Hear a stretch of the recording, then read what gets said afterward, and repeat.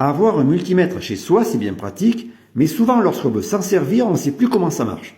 Donc si tu es d'accord, on voit ça ensemble. D'abord, si on veut vérifier un fusible, tester si un fil est coupé, mesurer un enroulement moteur ou une résistance électronique, on doit mettre le fil noir sur commun et le sélecteur sur homme. Tu te souviens jamais des symboles, mais là plus aucune excuse. Homme, petit bonhomme. Ce qu'on mesure à l'ohmmètre, c'est l'opposition au passage du courant. Donc pour un fil ou un fusible bon, la valeur de résistance doit être très proche de 0 ohm. Avec un fil coupé ou un fusible HS, on doit avoir rien, nada, comme quand les deux pointes de mesure sont en l'air. Sur cette position, par contre, on entend un bip si on a bien la continuité. Pour tester des enroulements moteurs ou mesurer une résistance électronique, on changera le calibre de façon à l'adapter à la valeur à mesurer. Ici, sur le calibre 200K, on trouve à 58, on a donc 58 kΩ.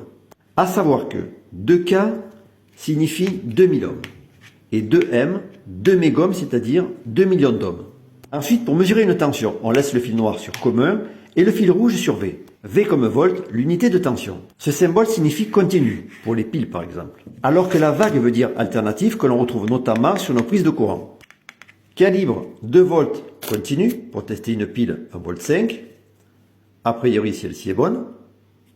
Et calibre 600 volts alternatif, pour tester une prise de courant, dont la valeur est censée être aux alentours de 230 volts.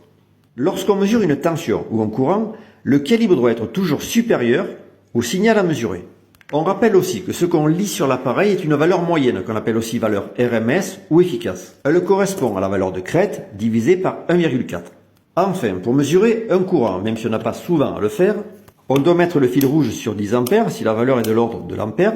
Si elle est inférieure, on mettra sur milliampère, millième d'ampère, ou sur microampère, millionième d'ampère.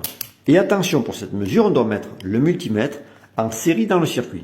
Comme pour la tension, on doit savoir si notre signal est continu ou alternatif. On va par exemple mesurer ici le courant qui passe dans un moteur courant continu. On utilise pour ça une alimentation 24 DC. On sort de la borne plus de l'alimentation pour aller avec le fil rouge sur l'ampèremètre. On sort avec le fil noir pour aller sur la borne plus du moteur. Et on sort du moteur pour rejoindre la borne moins de l'alimentation. On l'a représenté ici sur ce schéma. Avec l'alimentation, le moins, le plus, l'ampèremètre, le moteur, retour vers le moins de l'alimentation.